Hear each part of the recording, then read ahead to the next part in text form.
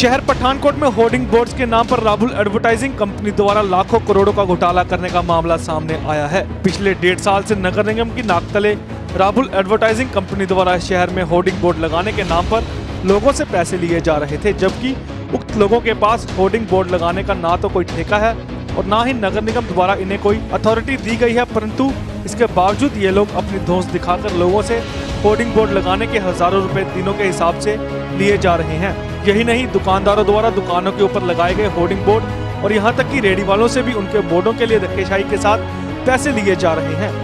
हैरानी की बात तो ये है कि नगर निगम की नाक तले पिछले 1.5 साल के अधिक समय से ये काम चलता आ रहा है, लेकिन आज तक निगम के कानों तक इसकी भनक नहीं पहुंची, या फिर निगम में से ऐसे ही कुछ लोग इन्हें बचाते आ रहे हैं और लिखित शिकायत न मिलने की बात कहकर ऐसे गलत काम पर पर्दा डालने की कोशिश कर रहे हैं। जबकि पठानकोट में एडवर्टाइजिंग के होर्डिंग बोर्ड लगाने की सरकारी अथॉरिटी लेकर काम कर रही लुधियाना की एक कंपनी द्वारा भी लोगों से होर्डिंग बोर्ड्स के नाम पर ठगे जा रहे पैसों के खिलाफ शिकायत प्रशासन को कई बार दी गई थी और लुधियाना की इस कंपनी के अधिकारियों का कहना है कि उनके शिकायत दिए जाने के बाद भी अभी तक यह गलत काम चल रहा है और प्रशासन ने इस पर कोई कार्रवाई नहीं की। और वहीं जब इस बारे में हल्का पठानकोट के विधायक अमित विज से बात की गई तो उन्होंने भी यही कहते हुए कहा कि अभी तक इस प्रकार की कोई भी शिकायत उन्हें नहीं आई है और अगर कोई शिकायत आती है तो उक्त कंपनी पर कार्रवाई की जाएगी। अब यहाँ सोचने वाली बात यह है कि जिस प्रकार इस राहुल एडवर्टाइजिंग कंपनी द्वारा शहर में करोड़ों रुपए का घोटाला पिछले 1.5 वर्ष से होर्डिंग बोर्ड के नाम पर किया गया है, क्या इस घोटाले की प्रशासन द्वारा जांच करवाई जाएगी या फिर इस घोटाले को ठंडे बस्ते में धकेल दिया जाएगा?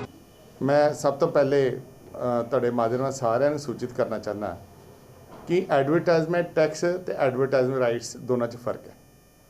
ਨਗਰ ਨਿਗਮ ਵੱਲੋਂ ਜਿਹੜਾ ਐਡਵਰਟਾਈਜ਼ਮੈਂਟ ਰਾਈਟਸ ਦਾ ਠੇਕਾ ਆ ਉਹ ਲੀਡ ਐਡ ਕੰਪਨੀ ਪ੍ਰਾਈਵੇਟ ਲਿਮਟਿਡ ਲੁਧਿਆਣਾ ਨੂੰ 1 ਫਰਵਰੀ 2019 ਤੋਂ 7 ਸਾਲ ਹੀ ਦਿੱਤਾ ਗਿਆ 63,34,000 ਸਾਲਾਨਾ ਦੇ ਹਿਸਾਬ ਦੇ ਨਾਲ। ਸੋ ਜੋ ਲੀਡ ਜਿਸ ਕਿਸੇ ਨੇ ਵੀ ਆਪਣਾ ਕੋਈ ਐਡਵਰਟਾਈਜ਼ਮੈਂਟ ਦੇਣੀ ਹੈ ਉਹ ਸਿੱਧਾ ਜਿਹੜਾ ਲੀਡ ਐਡ ਕੰਪਨੀ ਹੈ ਉਹਦੇ ਨਾਲ ਸੰਪਰਕ ਸਾਧ ਸਕਦਾ। ਦੂਸਰਾ ਕਿ ਜਿਹੜੀ ਨਗਰ ਨਿਗਮ ਵੱਲੋਂ ਸਾਈਟਸ ਜਿਹੜੀਆਂ ਨਿਰਧਾਰਿਤ ਕਰਕੇ ਲੀਡ ਐਡ ਕੰਪਨੀਆਂ ਦਿੱਤੀਆਂ ਗਈਆਂ ਕੇਵਲ ਉਸ ਦੇ ਉੱਪਰ ਹੀ ਜਿਹੜੀ ਐਡ ਲੱਗਦੀ ਹੈ ਉਹ ਲੀਗਲ ਐਡ ਹੈ, ਬਾਕੀ ਸਾਰੀ ਜਿਹੜੀ ਕੋਈ ਐਡ ਅਗਰ ਕੋਈ ਲਗਾਉਂਦਾ ਹੈ ਉਹ ਇਲੀਗਲ ਸਮਝੀ ਜਾਏਗੀ। ਜਿਹੜਾ ਰਾਹੁਲ ਐਡਵਰਟਾਈਜ਼ਿੰਗ ਹੈ ਜਿਹੜੇ ਪਟੇਲ ਚੌਂਕ ਦੇ ਵਿੱਚ ਉਹ ਲੋਕਾਂ ਕੋ ਐਡਵਰਟਾਈਜ਼ਮੈਂਟ ਦੇ ਪੈਸੇ ਲੈਂਦੇ ਤੇ ਐਡ ਲਗਾਉਂਦੇ, ਉਹਦਾ ਕੀ ਰੋਲ ਹੈ ਇਹਦੇ ਵਿੱਚ? ਇਹ ਤੁਹਾਡੇ ਮਾਧਿਅਮ ਰਾਹੀਂ ਸਾਨੂੰ ਪਤਾ ਲੱਗਿਆ ਆ, ਇਹਦੇ ਬਾਰੇ ਅਸੀਂ ਇੱਕ ਨੋਡਲ ਅਫਸਰ ਅਪਾਇੰਟ ਕੀਤਾ ਆ। ਉਸ ਨੋਡਲ ਅਫਸਰ ਨੂੰ ਅਸੀਂ ਇਨਕੁਆਇਰੀ ਕਰਾਵਾਂਗੇ ਵੀ ਇਹ ਕੀ ਚੱਕਰ ਹੈਗਾ ਇਹਦੇ ਬਾਰੇ।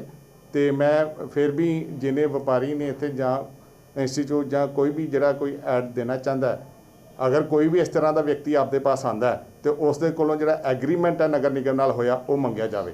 जेकर वो एग्रीमेंट नहीं दे पाता इसका मतलब फ्रॉड कर रहा तो उसके तहत कोई भी बनती कार्रवाई जी है तुसीं अपने लैवल पर जी है जो रेमडी है कानून अनुसार वो लै सकते। सर जी लीड जी कंपनी है जिहदे नाल ठेका होया पिया ਉਹਦਾ ਅਧਿਕਾਰ ਖੇਤਰ ਕੀ ਹੈ? ਮਤਲਬ ਉਹ ਛੋਟੀ ਐਡਵਰਟਾਈਜ਼ਮੈਂਟ ਵੀ ਕਰੇਗਾ ਜਾਂ ਸਿਰਫ ਜਿਹੜੇ ਵੱਡੇ ਪੋਲ ਆ ਉਹਨਾਂ ਦੇ ਉੱਤੇ ਹੀ ਐਡਵਰਟਾਈਜ਼ਮੈਂਟ ਕਰ ਸਕਦਾ? ਉਹਨਾਂ ਨੂੰ ਮੈਂ ਜਿਸ ਤਰ੍ਹਾਂ ਪਹਿਲੇ ਦੱਸਿਆ ਕਿ ਜਿਹੜੇ ਅਸੀਂ ਰਾਈਟਸ ਦਿੱਤੇ ਨੇ ਜਿਸ ਥਾਂ ਦੇ ਉਹ ਕੇਵਲ ਉੱਥੇ ਹੀ ਐਡਵਰਟਾਈਜ਼ਮੈਂਟ ਕਰ ਸਕਦਾ, ਹੋਰ ਨਹੀਂ ਕਿਤੇ ਕਰ ਸਕਦਾ। ਤੇ ਪਠਾਨਕੋਟ ਦੀਆਂ ਰੇੜੀਆਂ ਰੂੜੀਆਂ ਤੇ ਵੀ ਟੈਕਸ ਲੱਗਦਾ ਹੈ ਬੋਰਡਾਂ ਦਾ? ਨਹੀਂ, ਕੋਈ ਐਸੀ ਗੱਲ ਨਹੀਂ ਹੈਗੀ। ਦੇਖੋ ਪਿਛਲੇ ਤਕਰੀਬਨ 4 ਸਾਲ ਤੋਂ ਪਠਾਨਕੋਟ 'ਚ ਹਰ ਕੰਮ 'ਚ ਹਰ ਵਪਾਰੀ ਕੋਲੋਂ ਲਗਾਤਾਰ ਅਵੈਧ ਵਸੂਲੀ ਹੋ ਰਹੀ ਹੈ। ਇਹ ਹੁਣ ਤੁਹਾਡੇ ਮਾਧਿਅਮ ਰਾਹੀਂ ਪਲੱਸ ਪਿਛਲੇ ਸੋਰਸਿਸ ਤੋਂ ਵੀ ਪਤਾ ਲੱਗਾ ਸੀਗਾ ਕਿ ਵੀ ਇੱਕ ਜਿਹੜੀ ਐਡ ਏਜੰਸੀ ਹੈ ਕੋਈ ਰਬੂਲ ਜਾਂ ਨਾਮ ਪੂਰਾ ਵਾਟਐਵਰ ਹੈ ਨਾ, ਸਾਡੇ ਸ਼ਹਿਰ ਨਾਲ ਹੀ ਸੰਬੰਧਿਤ ਹੈ ਬੰਦੇ, ਉਹ ਕਿਸੇ ਕੰਪਨੀ ਹੋਰ ਨੂੰ ਲੁਧਿਆਣਾ ਦੀ ਕੰਪਨੀ ਹੈ ਲੀਡ, ਉਹਦੇ ਕੋਲੋਂ ਐਡਵਰਟਾਈਜ਼ਮੈਂਟ ਦਾ ਕੰਟੈਕਟ ਹੈ। ਉਹ ਵੀ ਵਿਚਾਰੇ ਇੱਧਰ ਉੱਧਰ ਦੌੜ ਲਾ ਰਹੇ ਹੈ। ਇਹ ਬੰਦੇ ਨਜਾਇਜ਼ ਹੀ ਜਿਹੜੇ ਰੇਹੜੀਆਂ ਵਾਲਿਆਂ ਕੋਲੋਂ ਐਡਵਰਟਾਈਜ਼ਮੈਂਟ ਵਾਲਿਆਂ ਕੋਲੋਂ ਪਲੱਸ ਬੜੀ ਹੈਰਾਨਗੀ ਦੀ ਗੱਲ ਹੈ ਕਿ ਭਾਰਤੀ ਜਨਤਾ ਪਾਰਟੀ ਦੇ ਸਾਡੇ ਵੀ ਹੋਰਡਿੰਗ ਜਿਹੜੇ ਹੈ ਦੀਵਾਲੀ ਵਿਸ਼ੇਸ 'ਤੇ ਲੱਗੇ ਸੀਗੇ। ਮੇਰੇ ਕੋਲੋਂ ਵੀ ਈਵਨ ਰਬੂਲ ਕੰਪਨੀ ਦੀ ਰਸੀਦ ਪਈ ਹੈ 10,000 ਰੁਪਏ ਦੀ, 10,000 ਰੁਪਏ ਕਲੈਕਟ ਕਰਕੇ ਲੈ ਕੇ ਗਏ ਤੇ ਇੱਕ ਦਿਨ ਬੋਰਡ ਲੱਗਾ, ਅਗਲੇ ਦਿਨ ਉਹ ਬੋਰਡ ਉਤਰ ਗਏ। ਤੇ ਮੈਂ ਵੀ ਉਹਨੂੰ ਫੋਨ ਕਰਕੇ ਪੁੱਛਿਆ ਸੀਗਾ ਵੀ ਤੁਸੀਂ ਸਾਡੇ ਬੋਰਡ ਲਗਾਏ, ਸਾਡੇ ਕੋਲੋਂ ਪੈਸੇ ਵੀ ਕਲੈਕਟ ਕੀਤੇ, ਸਾਨੂੰ ਰਸੀਦ ਵੀ ਦੇ ਗਏ ਤੇ ਬੋਰਡ ਉਤਰ ਗਏ। ਨਹੀਂ ਜੀ ਨਹੀਂ, ਉਹ ਬੋਰਡ ਗਲਤ ਮੈਂ ਕਿਹਾ ਇਹ ਗਲਤ ਲੱਗੇ ਸੀ ਤੇ ਫਿਰ ਤੁਸੀਂ ਲਾਏ ਕਿਉਂ ਗਲਤ? ਤੁਸੀਂ ਜੇ ਸਾਡੇ ਕੋਲੋਂ ਐਡਵਰਟਾਈਜ਼ਮੈਂਟ ਦੇ ਪੈਸੇ ਲੈ ਲਏ 10,000 ਰੁਪਇਆ ਤੇ ਕਹਿੰਦੇ ਨਹੀਂ ਜੀ ਅਸੀਂ ਤੁਹਾਨੂੰ ਉਹ ਫਿਰ ਲਗਵਾ ਦਿਆਂਗੇ, ਅੱਜ ਦੀ ਡੇਟ ਤੱਕ ਨਹੀਂ ਲੱਗੇ। ਉਹਦੇ ਸੰਬੰਧੀ ਸਾਡੀ ਭਾਰਤੀ ਜਨਤਾ ਪਾਰਟੀ ਦੀ ਸਮਸਤ ਜਿਹੜੀ ਸਾਡੇ ਜ਼ਿਲ੍ਹਾ ਦੇ ਪ੍ਰਧਾਨ ਹੈ ਵਿਜੇ ਸ਼ਰਮਾ ਜੀ, ਉਹ ਪਲੱਸ ਨਾਲ ਪਾਰਟੀ ਦੇ ਹੋਰ ਪਦਾਧਿਕਾਰੀ, ਅਸੀਂ ਡੀਸੀ ਸਾਹਿਬ ਨੂੰ ਵੀ ਕੰਪਲੇਂਟ ਦੇ ਕੇ ਆਏ ਸੀ, ਐਸਐਸਪੀ ਸਾਹਿਬ ਨੂੰ ਵੀ। ਬੋਰਡ ਕੁਛ ਬੰਦਿਆਂ ਨੇ ਇੰਨੀ ਹਲਕੀ ਰਾਜਨੀਤੀ ਹੋ ਰਹੀ ਹੈ ਕਿ ਬੋਰਡ ਫਾੜੇ ਵੀ ਗਏ। ਹੁਣ ਤੁਸੀਂ ਦੇਖੋ ਵੀ ਕਾਂਗਰਸ ਪਾਰਟੀ ਦੇ ਕਈ ਬੰਦਿਆਂ ਦੇ ਬੋਰਡ ਲੱਗੇ ਦੇ ਆ, ਉਹ ਨਹੀਂ ਹੈ। ਇਹ ਬੋਰਡ ਲਗਾਉਣ ਦੇ ਨਾਲ ਜਿਹੜਾ ਹੈ ਉਹ ਤੁਹਾਨੂੰ ਨੇਮ ਐਂਡ ਫੇਮ ਨਹੀਂ ਮਿਲਣਾ। ਕਰਮ ਅੱਛੇ ਕਰੋ, ਕਰਮ ਕਰਕੇ ਲਗਾਓ ਆਪਣੇ ਜਿਹੜੇ ਹੈ। ਇਹ ਜਿਹੜੀ ਹਸਲ ਬਸਲ ਹੁਣ ਇਲੈਕਸ਼ਨ ਮੂਵਮੈਂਟ ਦੇ ਵਿੱਚ ਪੈ ਗਈ ਹੈ, ਘਬਰਾਹਟ ਪੈ ਗਈ ਹੈ। ਜਦੋਂ ਅੰਤਿਮ ਸਮੇਂ ਆਉਂਦਾ ਹੈ ਕਿਸੇ ਦਾ, ਉਹ ਛਟਪਟਾਉਂਦਾ ਹੈ। ਇਹ ਛਟਪਟਾਹਟ ਇੱਕ ਸ਼ੁਰੂ ਹੋ ਗਈ ਹੈ। ਕਦੇ ਵਾਰਡ ਕੱਟਤੇ, ਕਦੇ ਜਿਹੜੇ ਜਨਰਲ ਵਾਰਡ ਹੈਗੇ 95% ਉਹਨਾਂ ਨੂੰ ਰਿਜ਼ਰਵ ਕਰਤਾ, ਤੇ ਇਹ ਸੋਚ ਰਹੇ ਵੀ ਹੁਣ ਐਮਐਲਏ ਦੇ ਸ਼ਿਪ ਤੇ ਰਹਿਣੀ ਨਹੀਂ ਤੇ ਕਾਰਪੋਰੇਸ਼ਨ ਦੇ ਉੱਤੇ ਅਸੀਂ ਕਬਜ਼ਾ ਕਰ ਲਈਏ। ਉਹ ਨੈਕਸਟ ਇੰਪੋਸੀਬਲ ਹੈ। ਜਨਤਾ ਭਲੀ ਭਾਂਤੀ ਜਾਗਰਿਤ ਹੋ ਗਈ ਹੈ। ਇਹ ਜਿਹੜੇ ਕੰਮ ਵੀ ਹੋ ਰਹੇ ਹੈ ਅਮਰੂਦ ਸਕੀਮ ਦੇ ਵਿੱਚ, ਤੇ ਸਾਡੇ ਜਿਹੜੇ ਮੇਅਰ ਤੁਹਾਨੂੰ ਲੱਗਦਾ ਨਹੀਂ ਕਿ ਇਸ ਘੁਟਾਲੇ ਦੀ ਜਾਂਚ ਹੋਣੀ ਚਾਹੀਦੀ ਹੈ ਕਿ ਨੇ ਬਿਲਕੁਲ ਇਹ ਬੜਾ ਇੱਕ ਗੰਭੀਰ ਵਿਸ਼ਾ ਹੈ। ਜੇ ਕਿਸੇ ਕੰਪਨੀ ਹੋਰ ਕੋਲ ਕੰਟੈਕਟ ਹੈ ਤੇ ਕੁਝ ਜਿਹੜੇ ਆਦਮੀ ਜਿਹੜੇ ਰੇਹੜੀਆਂ ਵਾਲਿਆਂ ਕੋਲੋਂ ਦੁਕਾਨਦਾਰਾਂ ਨੂੰ ਵੀ ਤੰਗ ਕਰ ਰਹੇ ਹੈ ਤੇ ਨਜਾਇਜ਼ ਜਿਹੜੀ ਇਹਨਾਂ ਨੇ ਕਲੈਕਸ਼ਨ ਕੀਤੀ ਹੈ, ਇਹਦੀ ਜਵਾਬਦੇਹੀ ਪ੍ਰਸ਼ਾਸਨ ਦੀ ਹੈ। ਸਾਡੇ ਜਿਹੜੇ ਕਮਿਸ਼ਨਰ ਸਾਹਿਬ ਬੈਠੇ ਹੈ, ਡੀਸੀ ਕਮ ਕਮਿਸ਼ਨਰ ਜੀ, ਉਹਨਾਂ ਕੋਲੋਂ ਜਵਾਬਦੇਹੀ ਹੈ। ਸਾਡੇ ਏਡੀਸੀ ਉਹਨਾਂ ਦੀ ਜਵਾਬਦੇਹੀ ਹੈ। ਸਾਡੇ ਵਿਧਾਇਕ ਜੀ ਉਹਨਾਂ ਦੀ ਜਵਾਬਦੇਹੀ ਹੈ, ਕਿਉਂਕਿ ਉਹਨਾਂ ਦੇ ਘਰ ਦੇ ਬਾਹਰ ਹੀ ਰਹਿੰਦੇ ਬੰਦੇ ਉਹ ਲਾਗੇ ਛਾਗੇ ਦੀ ਹੈ, ਜਿਨ੍ਹਾਂ ਦੀ ਟਰੈਵਲ ਜਿਹੜੀਆਂ ਐਡ ਏਜੰਸੀਆਂ ਚੱਲ ਰਹੀਆਂ ਤੇ ਨਜਾਇਜ਼ ਕਲੈਕਸ਼ਨ ਕਰ ਰਹੇ ਹੈ।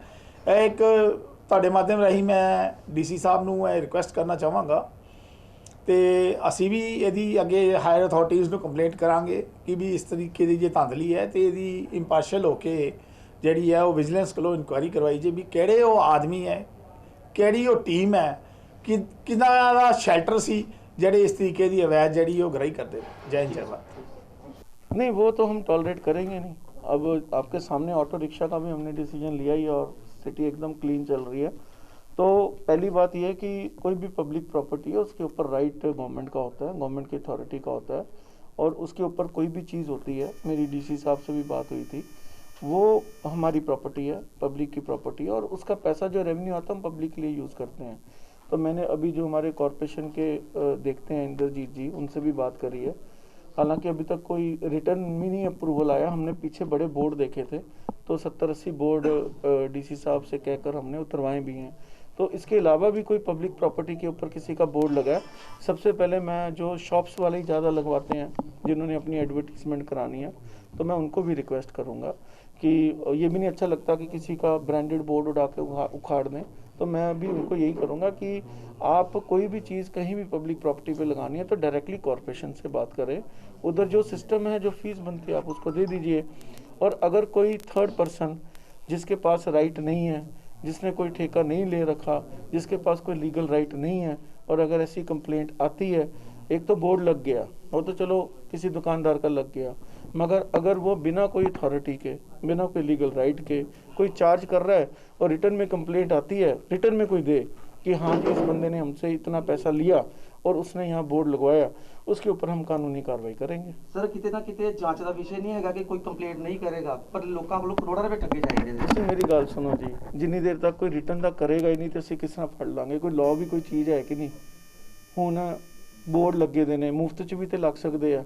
ਜਿੰਨੀ ਦੇਰ ਤੱਕ ਕੋਈ ਕਹੇਗਾ ਹੀ ਨਹੀਂ ਕਿ ਮੇਰੇ ਕੋਲ ਇਹਨੇ ਇਸ ਚੀਜ਼ ਦਾ 500 ਰੁਪਇਆ ਜਾਂ 1000 ਰੁਪਇਆ ਲਿਆ, ਉਹਦੇ ਉੱਪਰ ਮੈਂ ਕਿਸ ਐਕਸ਼ਨ ਲੈ ਲਾਂਗਾ?